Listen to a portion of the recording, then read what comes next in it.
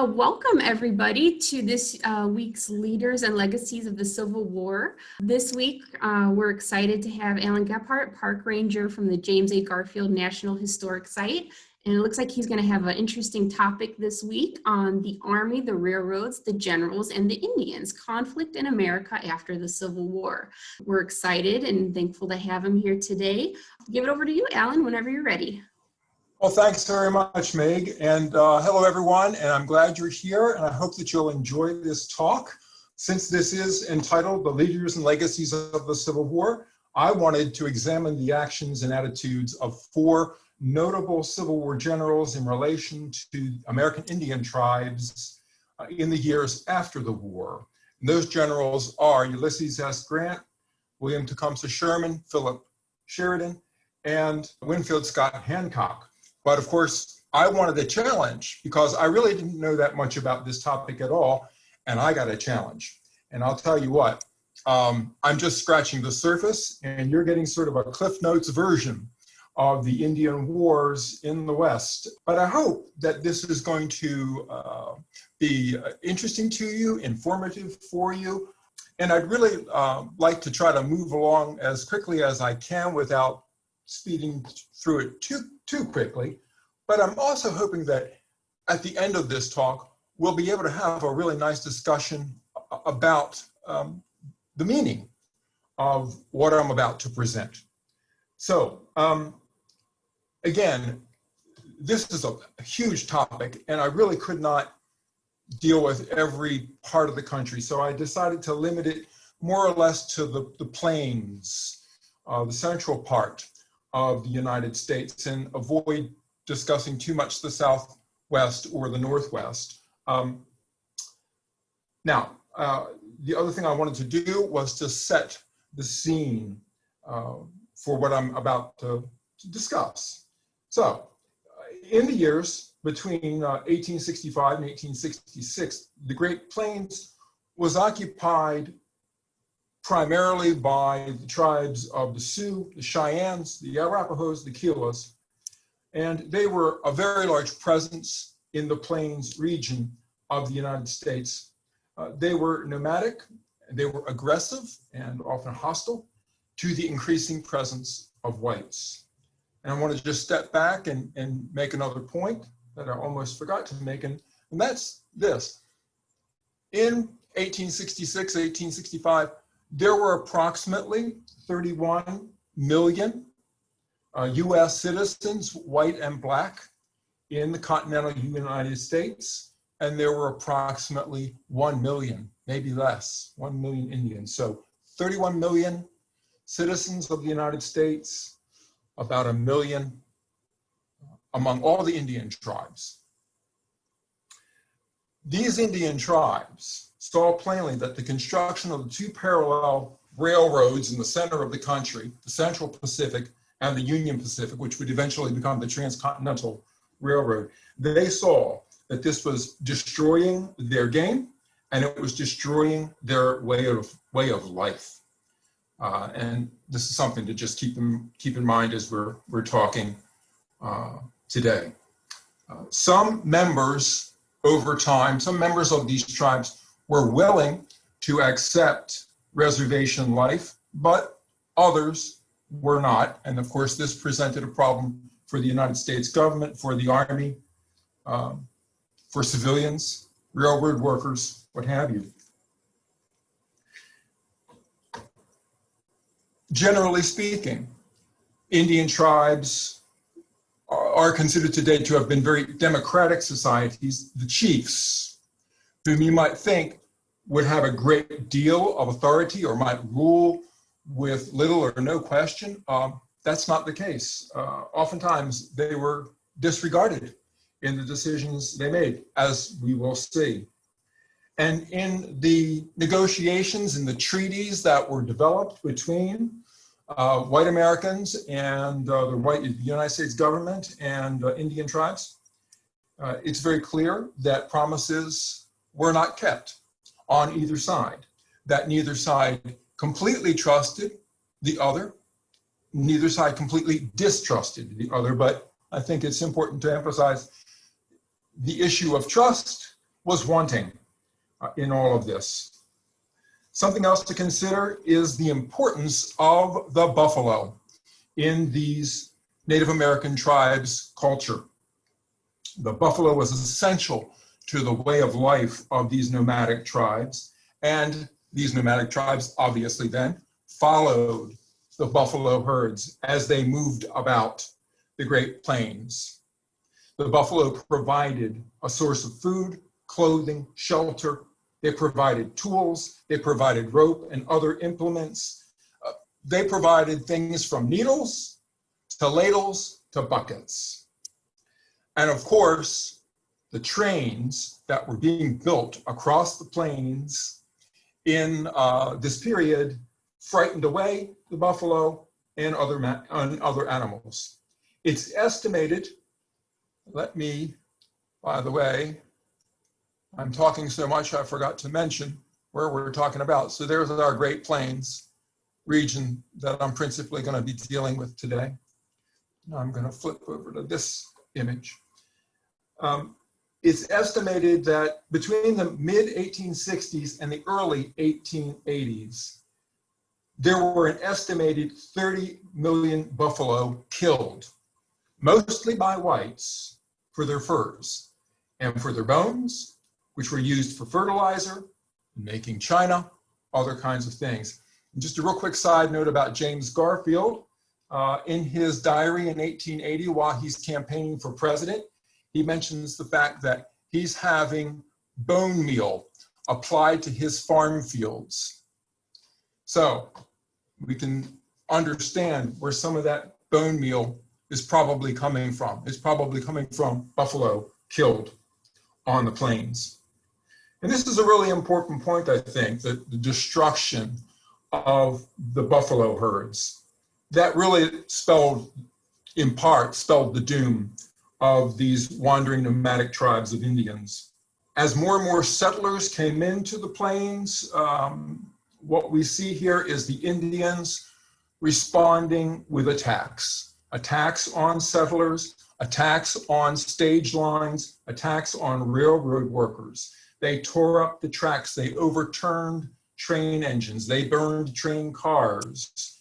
So all of these things are a reaction to this invasion of white Americans and their technology into what had been these the hunting grounds, the living spaces of the Plains Indians.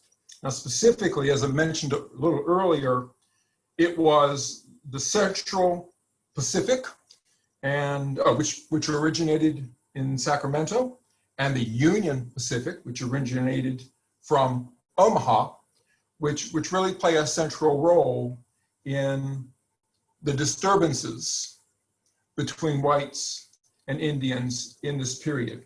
The Pacific Railroad Act of 1862, creating those two lines, was signed by Abraham Lincoln during the Civil War period, and $50 million was appropriated for the purpose of creating these two railroad lines, with the goal, obviously, of eventually connecting them.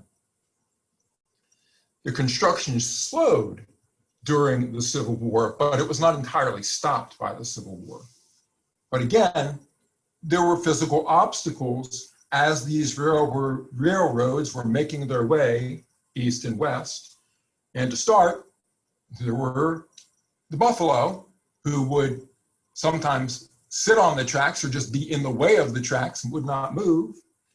And then the Indians themselves, who were constantly harassing the railroad workers, as I mentioned before, and as I will mention again. I think it's really well spoken by Senator Henry Wilson, who was later the Vice President of the United States during Ulysses S. Grant's second term, when he said this: "I would spend $100 million to build the railroad,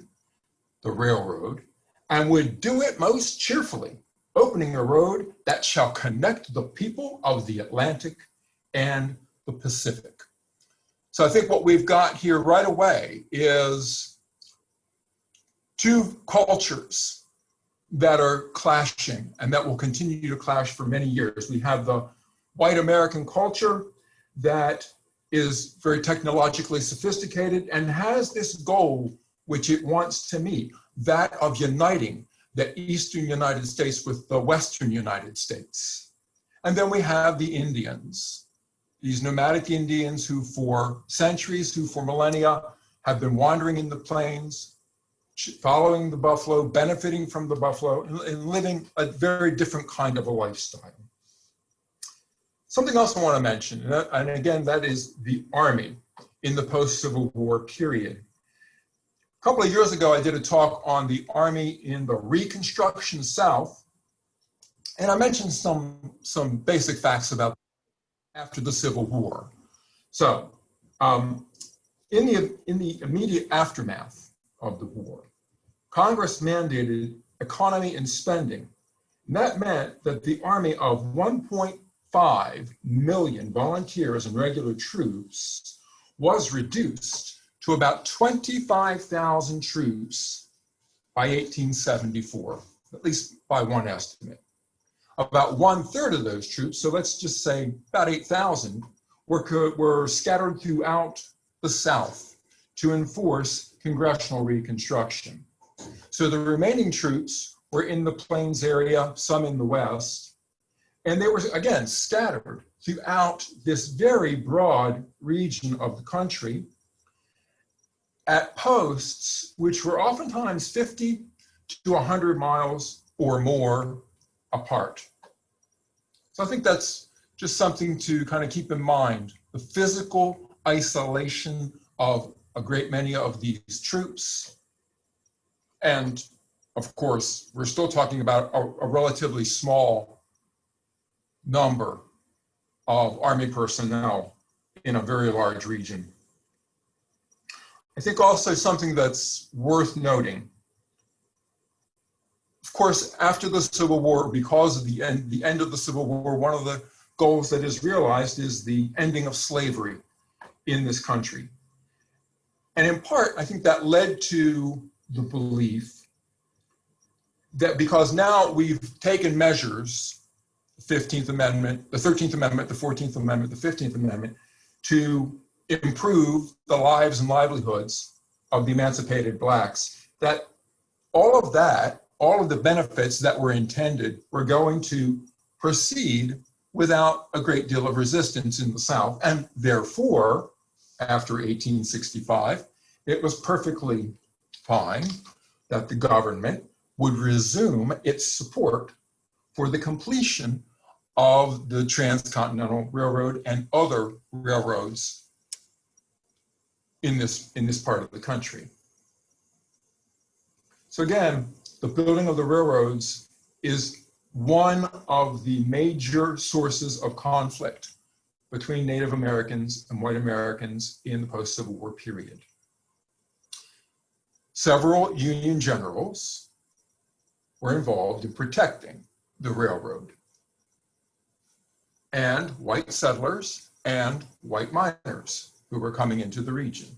So what were the views of some of those generals regarding Native Americans? So we'll start with Ulysses S. Grant. See if I'm keeping up with myself here. Yes, I am. Good. Okay. Now, Grant did not command troops against Indians in the Civil War period or in the post-Civil War period. He was, however, the commanding general of the U.S. Army from 1864 to 1869. 6 weeks after the war ended, he wrote to General John Pope, following an outbreak of violence in Minnesota.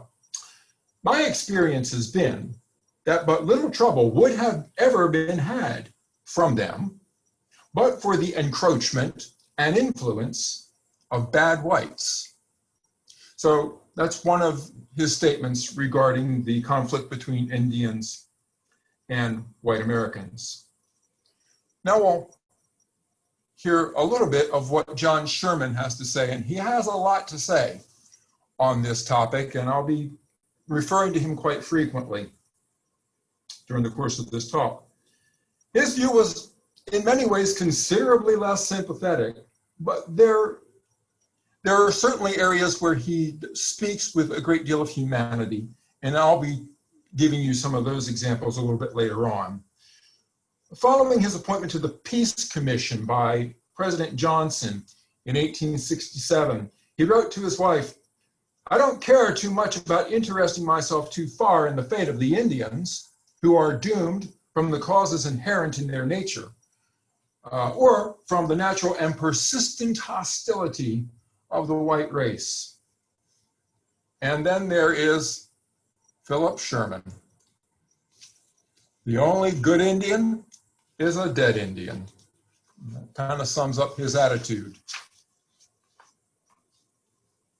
Now, to return to General Grant for just a moment, he also said this: "It may be the Indians require as much protection from the whites as the whites do from the Indians." I think, again, this is sort of a central theme of what's happening in the 1870s and the 1880s.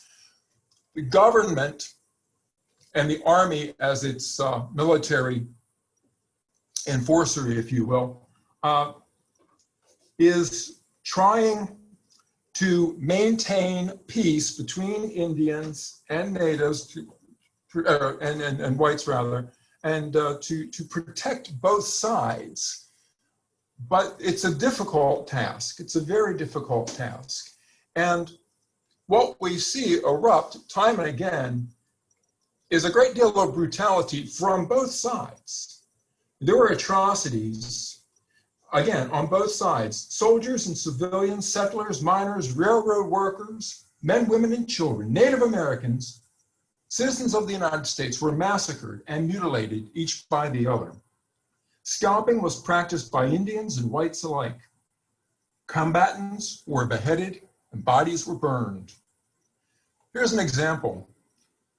The Sand Creek Massacre, which took place in November of 1864 in Colorado Territory, it was in retribution for an earlier attack by Dakota warriors on a settlement in Minnesota, which actually I alluded to earlier in the talk. Colonel John Chivington made a preemptive strike against a Cheyenne village at Sand Creek. 200 Indians, mostly women and children, were massacred.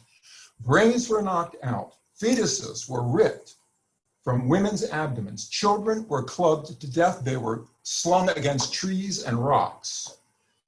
Now I'm going to now show you an image which is quite graphic, and if you feel like you don't want to see it, you'll want to turn away. And this is an image of an American soldier and what happened to him. I'm going to move on now from this one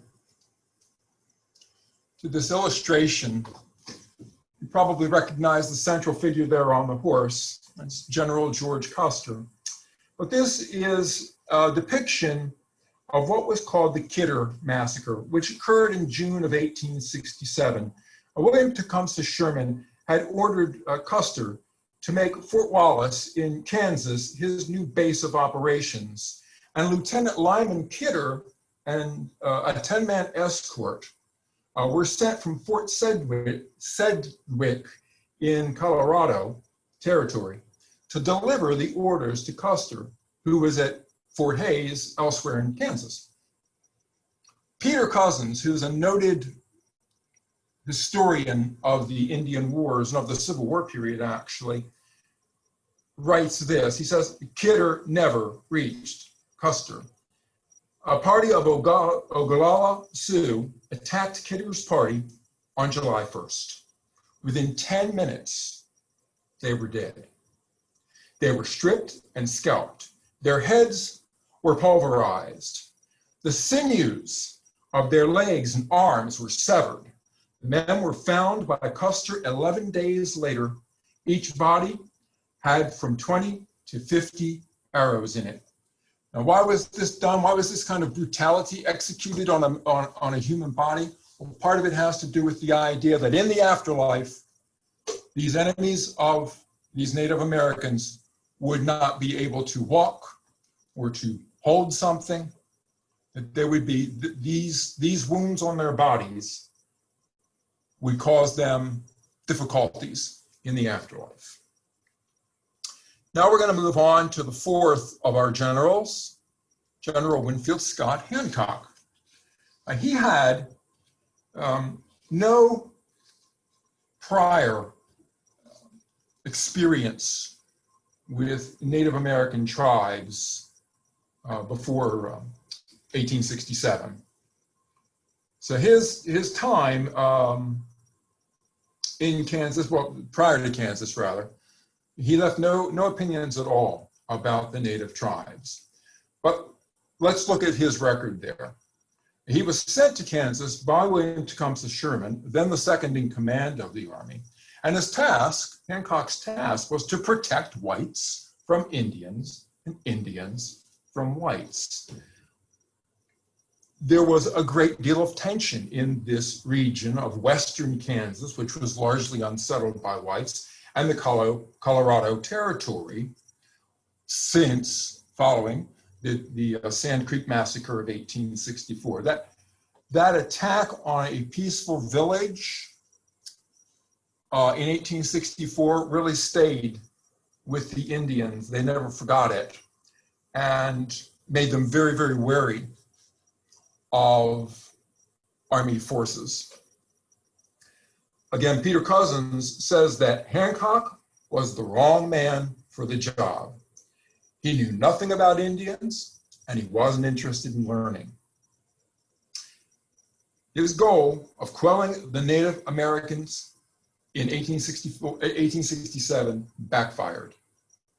His actions added tension to a very tense situation already on the plains. Hancock took 1,400 troops in the early spring of 1867 on a march from eastern Kansas to Fort Larned, located at Pawnee Creek. So that's the little yellow area there that you see. You see Fort Larned just to the right of it. So from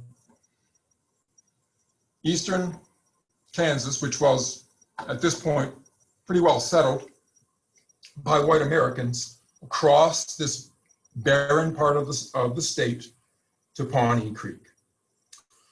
He met with a Cheyenne chief named Tall Bull on April 13th. He had insisted on an evening meeting, which was contrary to Indian practice. Indians conducted their councils during the day. So he made an immediate mistake in his dealings with the Cheyenne, with the Native Americans here, by insisting on this evening meeting. And at the meeting, he insisted that travelers on the coach lines and workers on the Kansas Pacific, which was a spur off of the Union Pacific, be unmolested. And essentially, he gave the Cheyenne a choice. He said, your choice is either that of peace or war. Now, Tall Bull, in response, said this: we never did the white man any harm. We don't intend to. But, he complained, the buffalo are diminishing fast. The antelope that were plenty years ago, they are now thin. When they all die, we shall be hungry. Hancock, unmoved, wanted to meet again the next day at the Cheyenne village at Pawnee Creek. Tall Bull said he would have nothing more to say the next morning. He'd stated his view. But Hancock wanted to impress Tall Bull with American force. The Indians evacuated their village that night. And when Hancock found out about it, it incensed him. He thought that this was some kind of a snub. He thought it showed a lack of faith, or perhaps worse, it showed that the Indians were about to attack his troops. From the Indians' perspective, they were fearing that they were about to face another Sand Creek. Well, the village is emptied.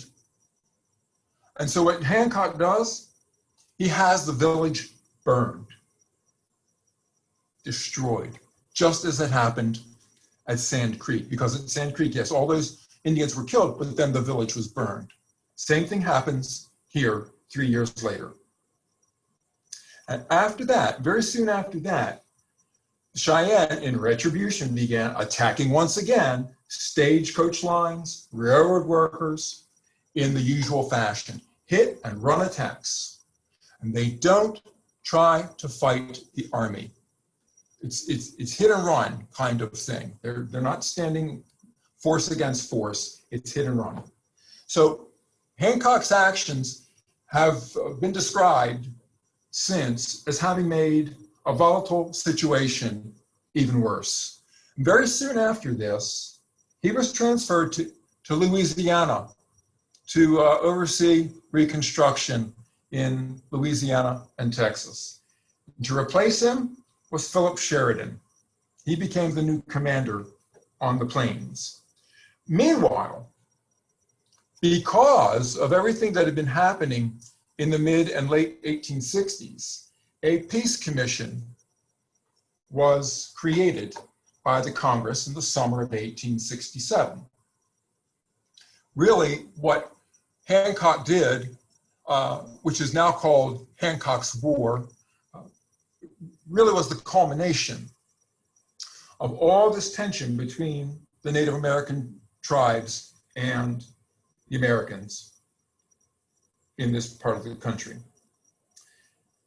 Andrew Johnson urged a reluctant Sherman to join the Peace Commission. And Sherman took a very dim view of the commission. He believed it was designed to kill time.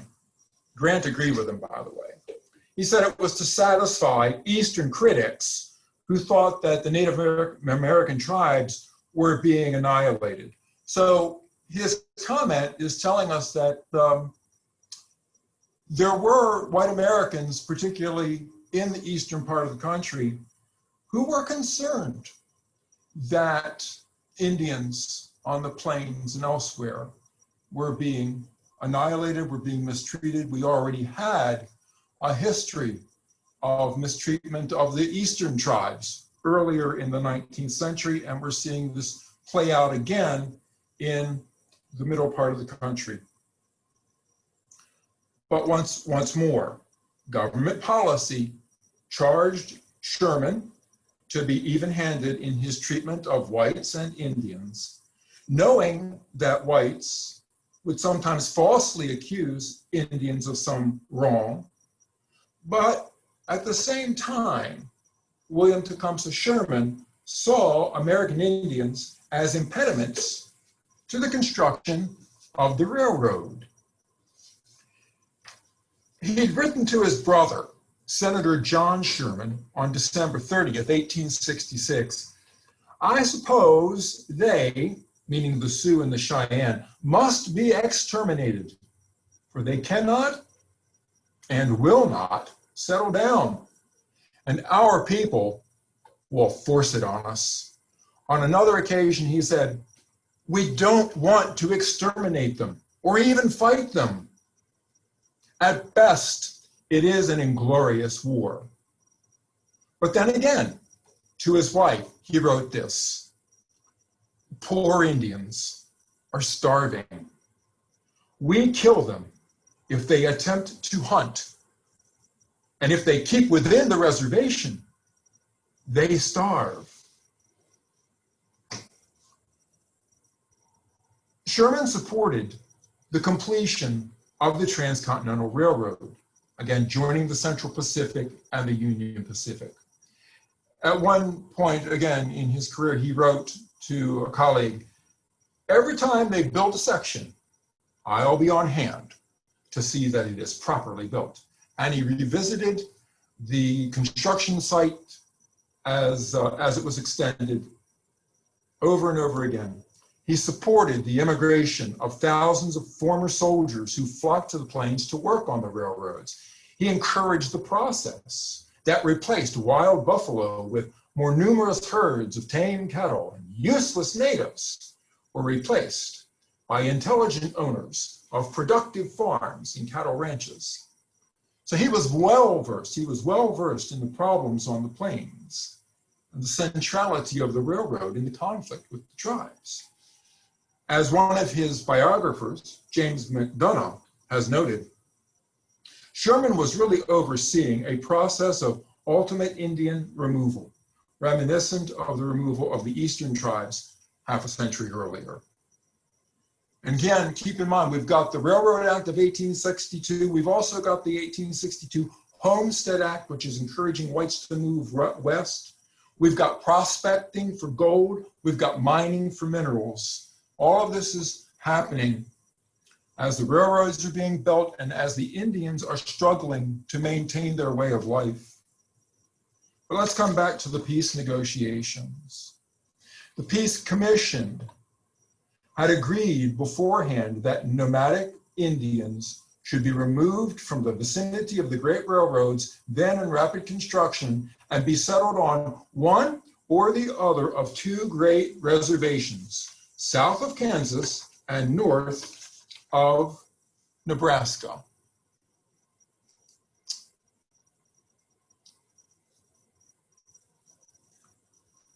In his negotiations with the Indian tribes, with the Peace Commission, I mean, Sherman was not the head of the Peace Commission actually, but technically he was.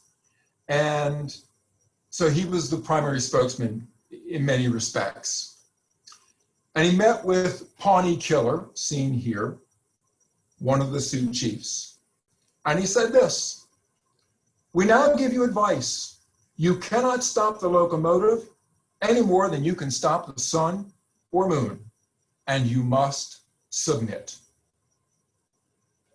One way or another, he said to Pawnee Killer and the tribes, they had to keep away from the railroad lines. White settlement was happening, and they had until November to decide what to do. I should mention that this interchange between Pawnee Killer and Sherman took place in October. So they had until the end of November to decide what to do. So what results out of the Peace Commission formed in 1867 are two treaties. One is the Medicine Lodge Treaty for the Southern Plains Indians, and again, that's October of 1867. And the second was the Fort Laramie Treaty, which was ratified for the Northern Plains Indians in the spring of 1868.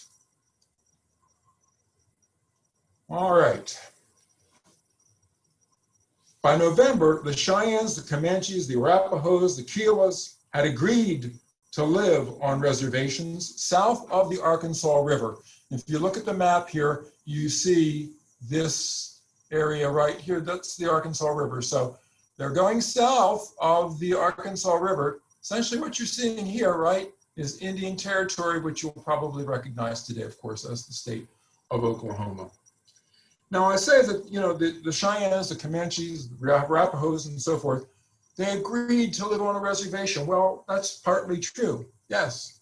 Some of them did, and some of them did not.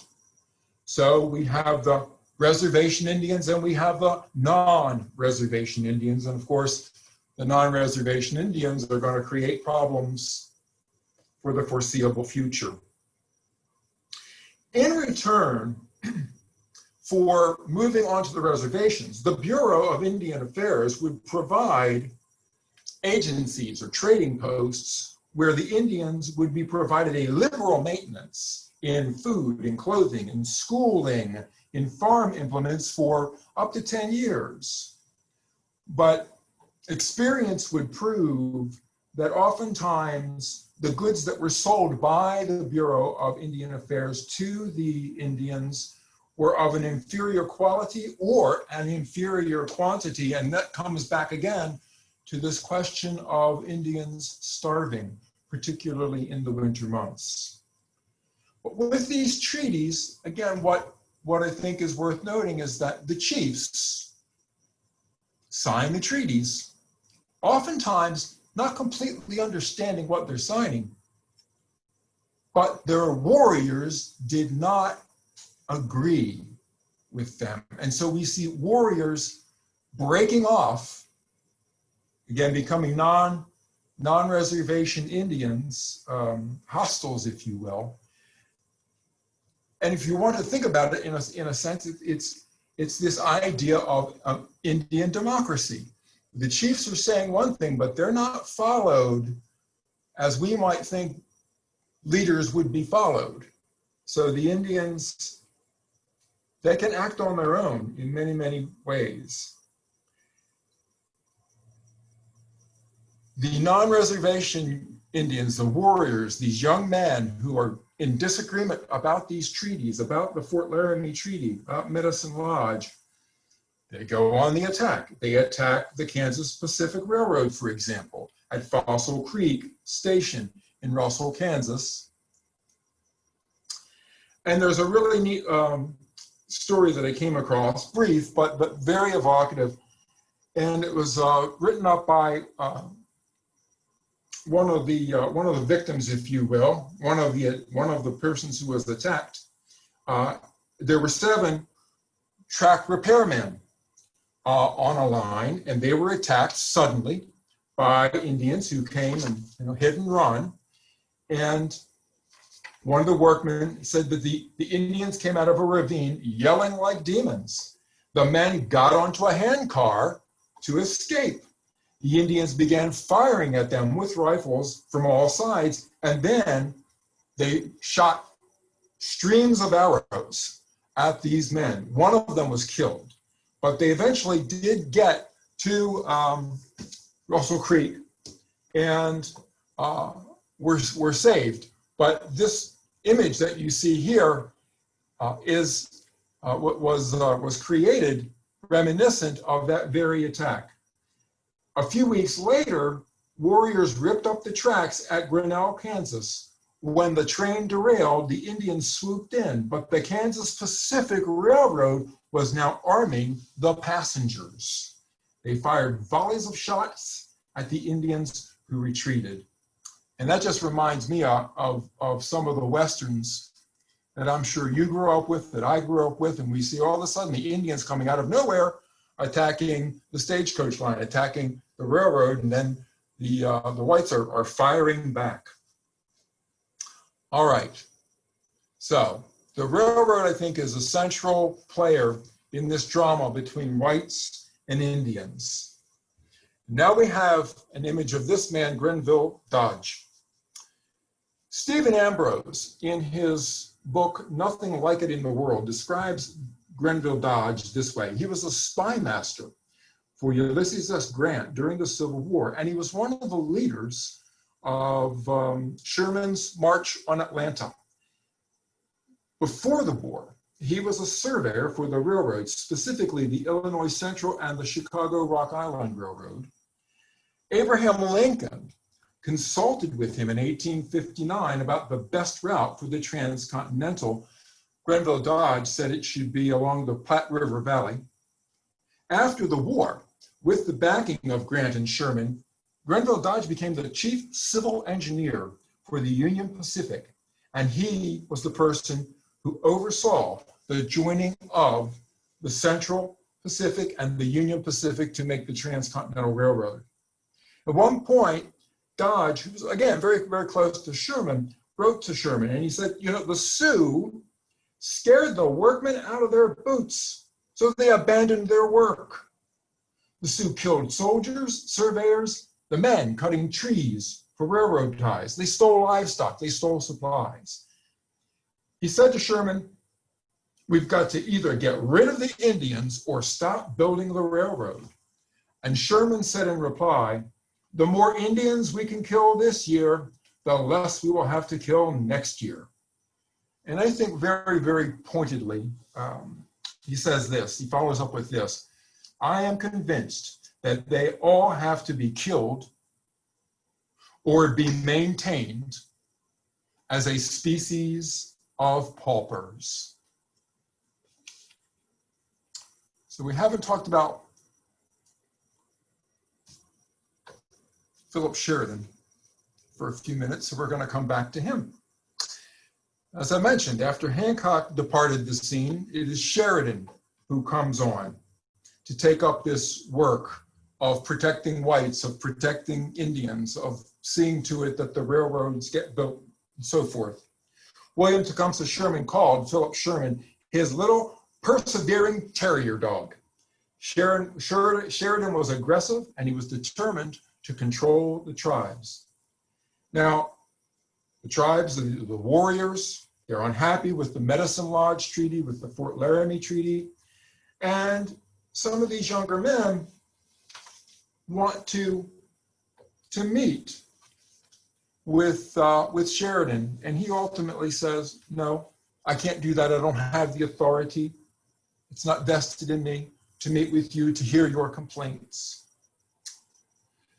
These treaties, again, they divided the Indians. And so we have the non-reservation or hostile Indians. We have good Indians and we have bad Indians.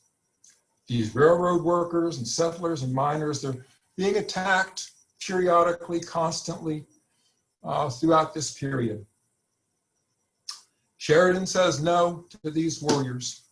He's hoping that by directing the Indians to the agencies, the Bureau of Indian Affairs agencies or the trading posts, he's hoping that he can keep things calm, that he can attract more Indians to the reservations by feeding them, by getting them fed through the trading posts, the agencies.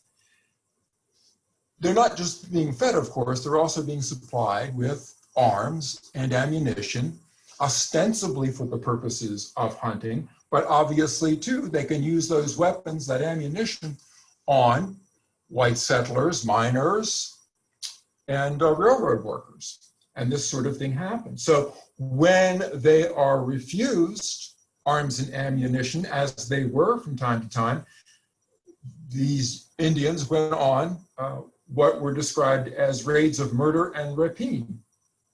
Hit and run attacks, once again, persuaded Sheridan, that their thorough subjugation would be a difficult task. And so the solution that he and William Tecumseh Sherman came up with was to attack the Indians during the winter months, when their ponies would be weakened from lack of food, to pursue the Indians as they moved about on the plains in the wintertime, to force them to keep moving. Their ponies would get weaker. It would just become more and more difficult for the Indians to maintain resistance. It was a form of total war. And Sheridan and Sherman had learned the principles of total war during the Civil War, and now they were going to apply it to the plains. The Army, by using this tactic, could fall upon the savages relentlessly. So that's a quote. The Army and its supply lines would help them to execute this policy. They would use trains. So the trains are being extended further west. They would use the trains to move supplies. And of course, they had rivers, and they would use boats on the rivers for delivering supplies. It wasn't a flawless system, and there were complaints that the supply lines were not being as well maintained as they could be or should be. But in the end, it worked. But again, we're getting there. Meanwhile, Ulysses S. Grant was elected president in 1868. While Sheridan and Sherman are developing their strategy for total war, Grant wanted a peace policy. A historian of his presidency, Charles Calhoun, points out that Indian policy at the time Grant became president was divided and confused. The Army, trying to maintain peace, was engaged in irregular and capricious warfare, punctuated intermittently by treaties of peace. On the civilian side, again, the Bureau of Indian Affairs was providing material assistance, but it also had this history of not only supplying inadequate supplies, but of outright thievery as well. The Bureau of Indian Affairs did as much harm as good to natives. The Army is seeking to gain control of the Indian policy. They want to wrest the Bureau of Indian Affairs out of the Department of the Interior and place it in the department, under the Department of War. And Grant concurred with this idea, but still, in his inaugural address, he indicates his desire for peace. And remember that in 1868, he was elected on this slogan, "Let us have peace," and he meant it. So in regards to Indians, he says this in his inaugural address. It's just 2 sentences. It's March 4th, 1869. "The proper treatment of the original occupants of this land, the Indians, is one deserving of careful study. I will favor any course toward them which tends to their civilization and ultimate citizenship." He urged the Indians throughout his time as president to adopt farming and Christianity, to adopt white ways in order to survive, in order to end the difficulties between themselves and the majority of whites who were inhabiting the land.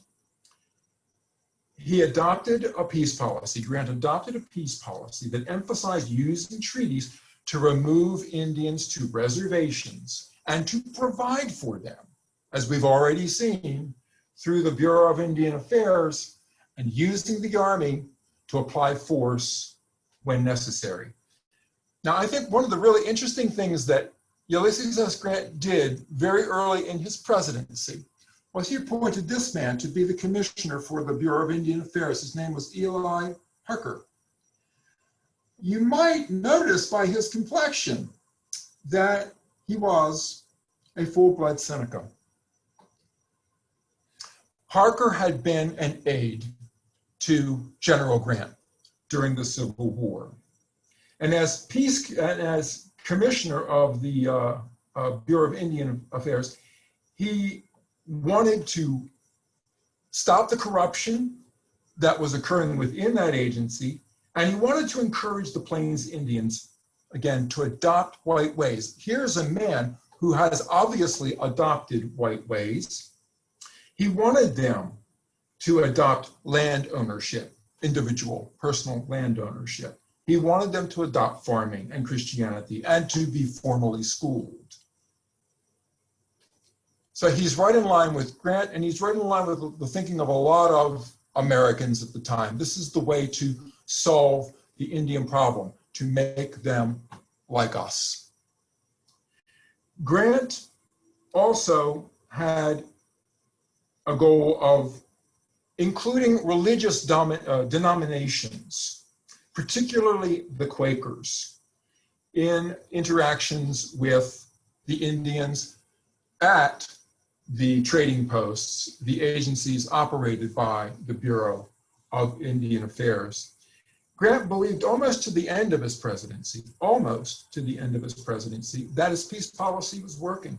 He showed sympathy for the Indians time and again. In his first annual message of 1869, what we think of today as the State of the Union, he wrote that the management of the original inhabitants of this continent, the Indians, has been a subject of embarrassment and expense, and has been attended with continuous robberies, murders, and wars. From my own experience on the frontiers, I do not hold the conduct of the whites who come most in contact with the Indians blameless for these hostilities.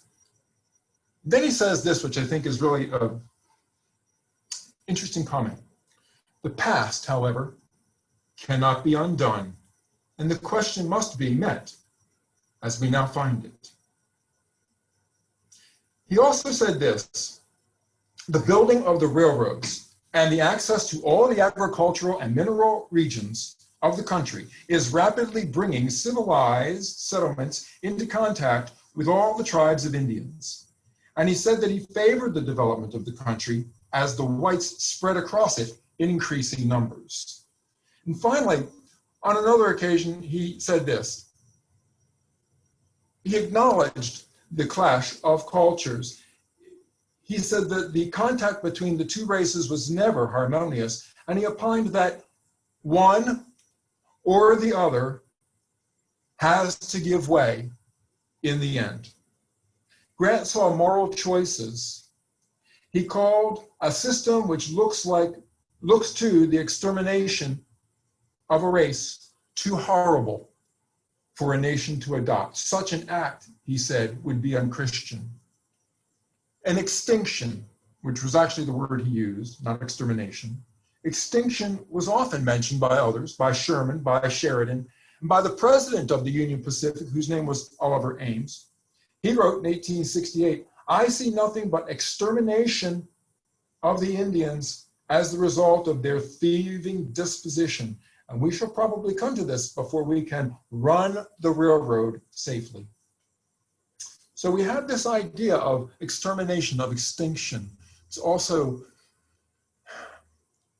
in the background, in the conversation. Again, with his peace policy, Grant met with various tribal leaders from time to time during his presidency. In 1869, he met with the chiefs Spotted Tail and Red Cloud of the Sioux, and he urged them to do all they could to preparing yourselves for the life of the white man. So there's Grant's peace policy, and we have the Bureau of Indian Affairs doing what it's doing to try to encourage increased contact between Indians and reservations. And we have the Army acting as enforcer from time to time and protector, certainly of whites, but to some degree also of the Indians. But still in all, we have a situation where the whites are determined that the Indians are going to be placed on reservations. They are going to be kept away from white settlement. They are going to be kept away from the white operated railroads. And so it is ultimately a matter of forcing Indians onto reservations. And a key example of this as regards the Southern Plains Indians is what was called the Red River War of 1874 and 75. It actually started in August with the Army chasing a variety of tribes, the Comanches, the Kiowas, the Cheyenne, around the panhandle of Texas. It continued on into the winter. And ultimately, again, Sherman and Sheridan's policy of pushing the Indians, keeping them moving, is going to work. They are going to abandon villages that they set up. At that point, the Army comes in, the Army burns the village, they take, and in many cases, they kill the pony herds, which is also going to cripple the Indians. And eventually the Indians surrender. They've been kept constantly on the move, and in the winter of 1874-75, they are now grievously cold and grievously hungry. And so they surrender, and they agree to live on the reservations in what is now the state of Oklahoma. At least, again, most of them do. We'll move on. Okay. So this is a map in the center here of the Black Hills Reservation. You see that right here.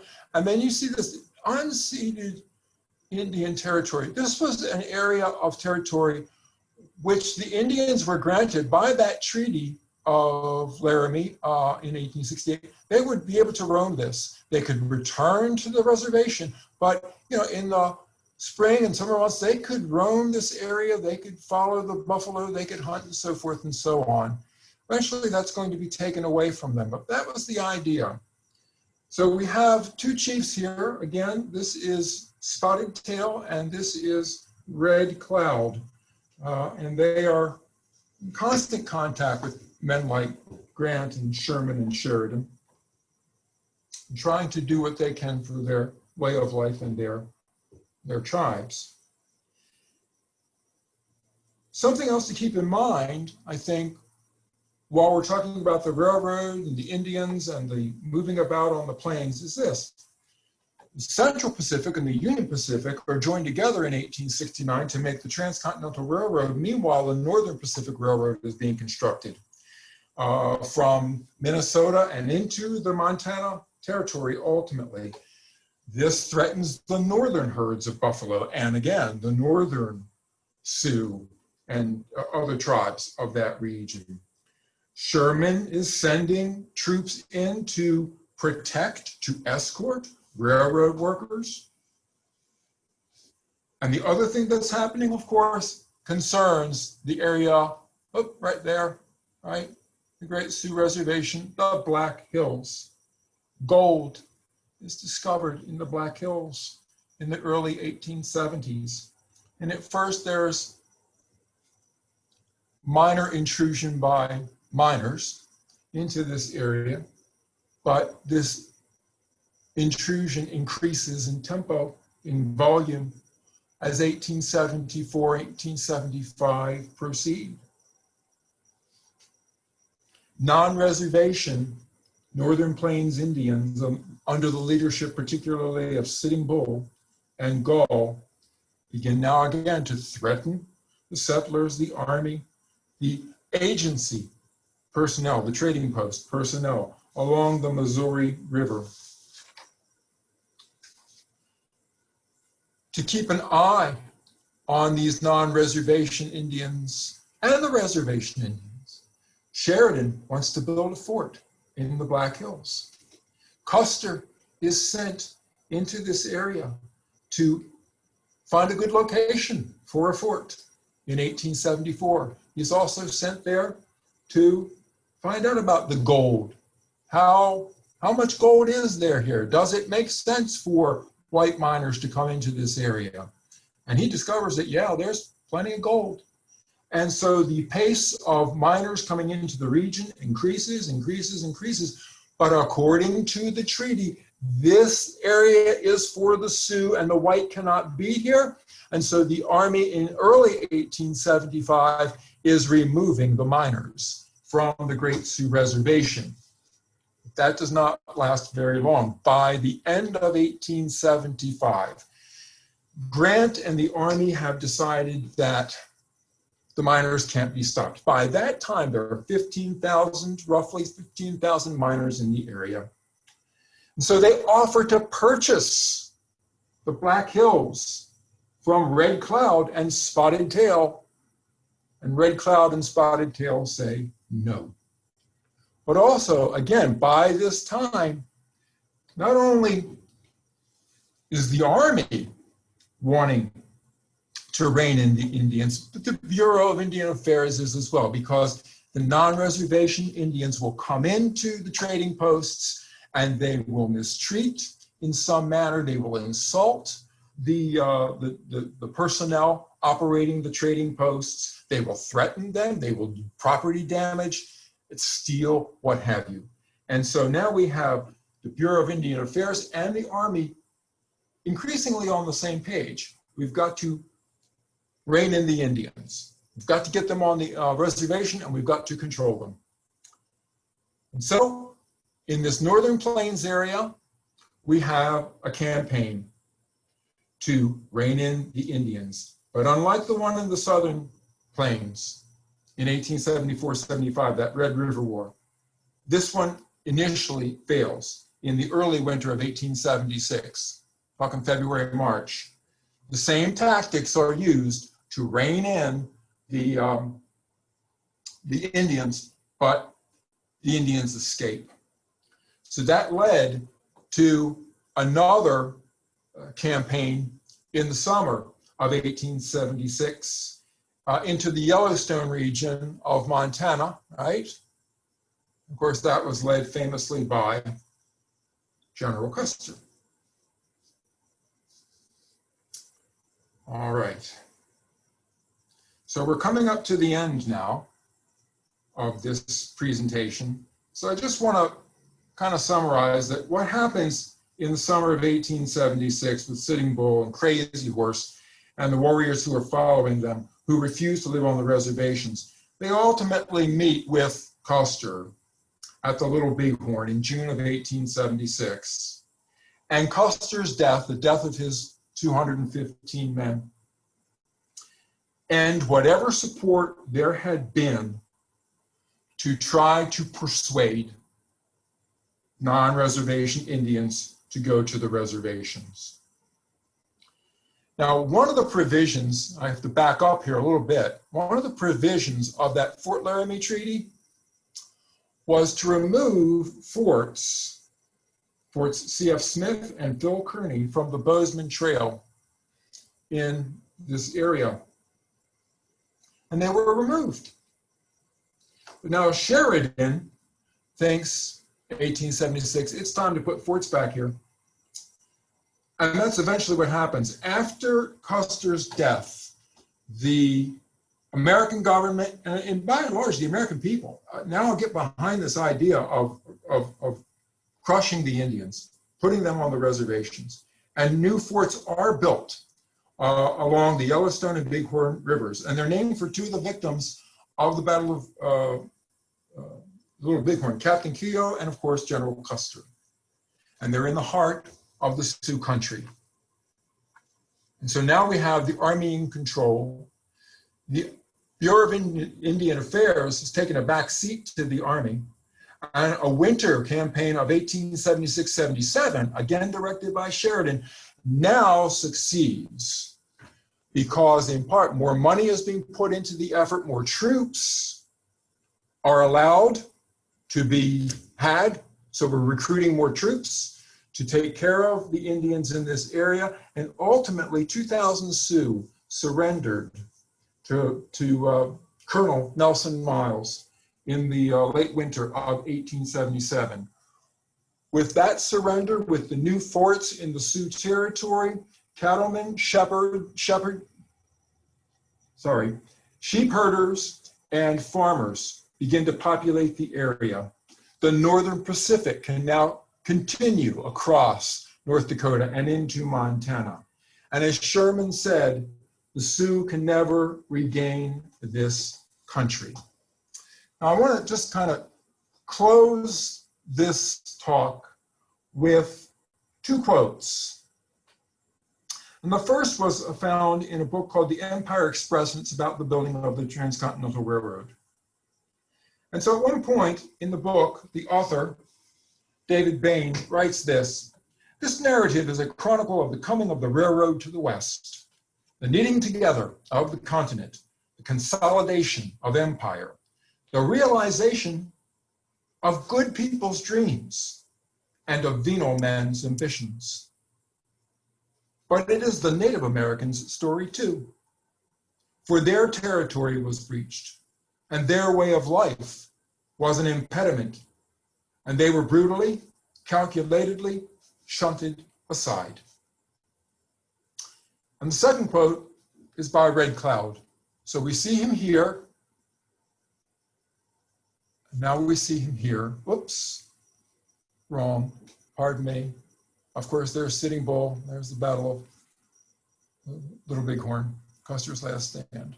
Here we are, Red Cloud.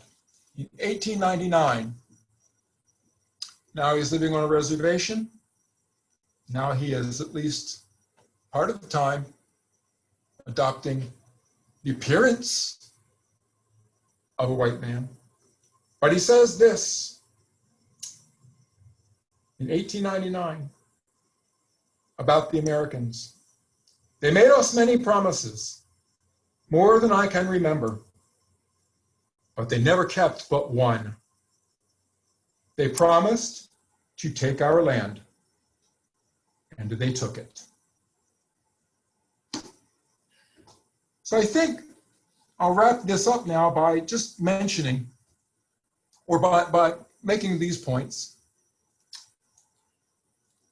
The total war policy that was adopted during the Civil War was used to quell the Indians on the plains in the 1860s and 70s and into the 1880s and into 1890.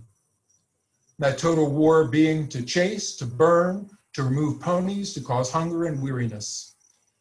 Also, we see that the white population and expansion and technology were irresistible in this period.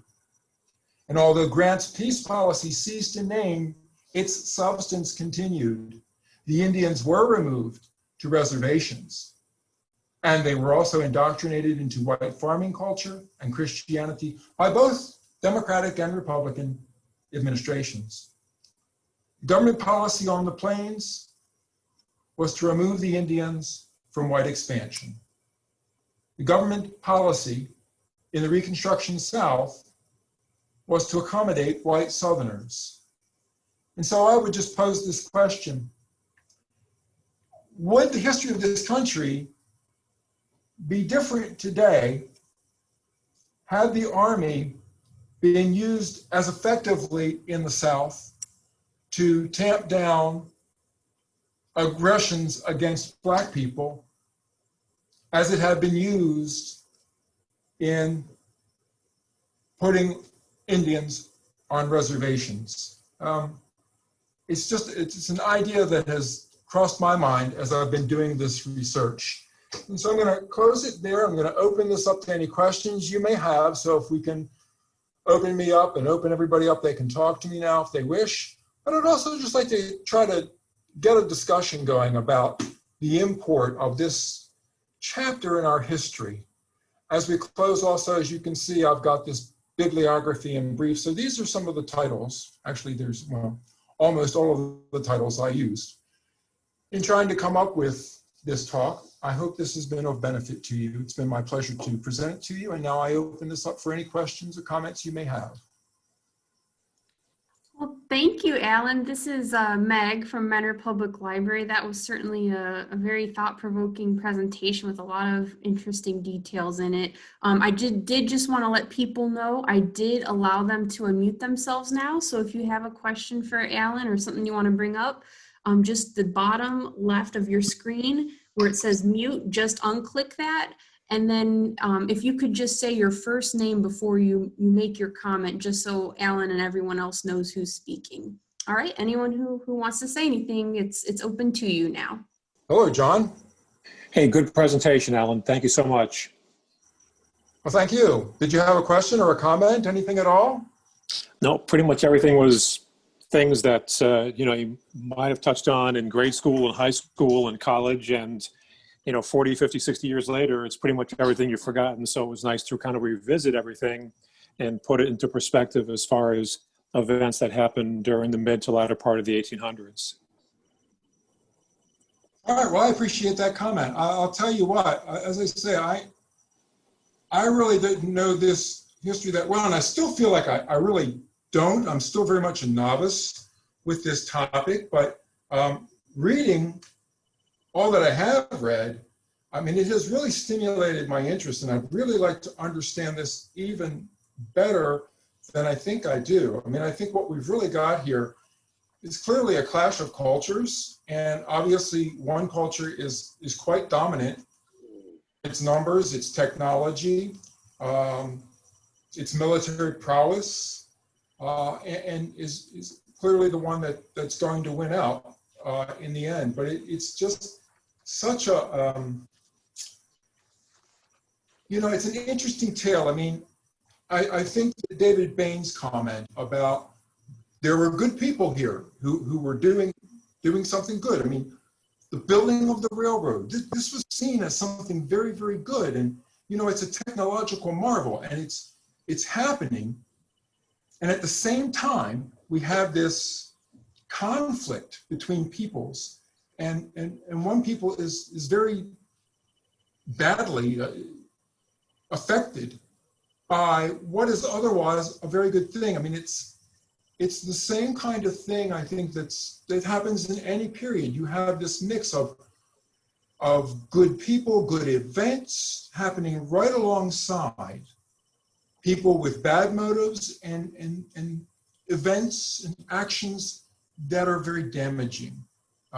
So to me, this has been a really fascinating topic to touch on. So anyway, I thank you for your comment. And if you have anything else you want to say, please do. Alan, this is Debbie. Hi, Debbie. Hi. You've proved that almost everything is a trade-off throughout history. Just as you were summarizing a moment ago, you know, there's the good intentions that the trade-off ends up being some terrible things. Do you want to elaborate on any of James Garfield's connections with this problem, with this situation of the Indian removal? Yeah, well, I think, and you probably know this too, in 1872, he was sent out as a negotiator with the Flathead Indians, and they were out in Oregon. There had already been a treaty with the Flatheads to settle them on a reservation, but as I recall this, and correct me if I'm wrong, we now have pressures on the reservation to be adjusted, to be moved, to provide land for white farmers. And so he's sent out there to negotiate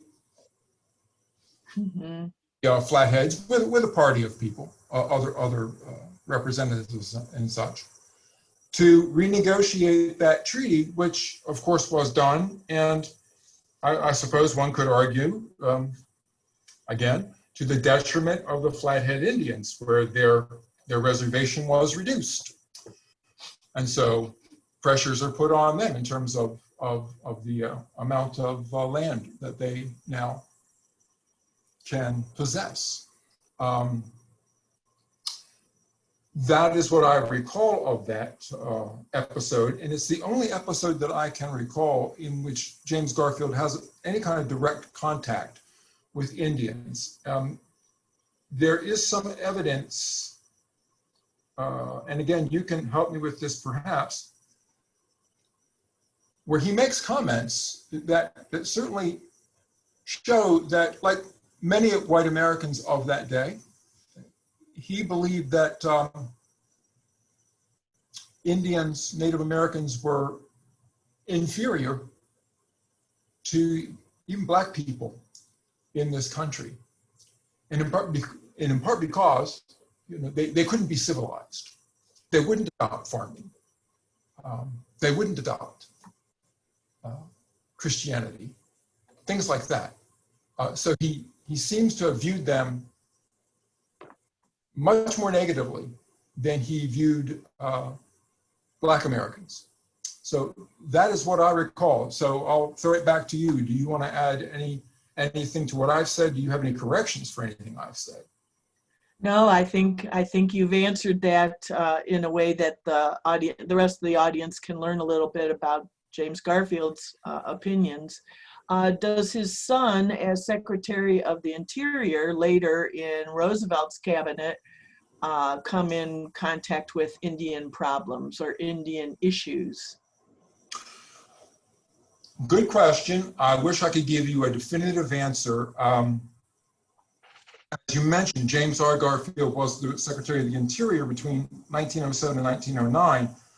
And I know that he had some kinds of dealings with Native tribes. Unfortunately, at this time, I don't really know to what extent or what the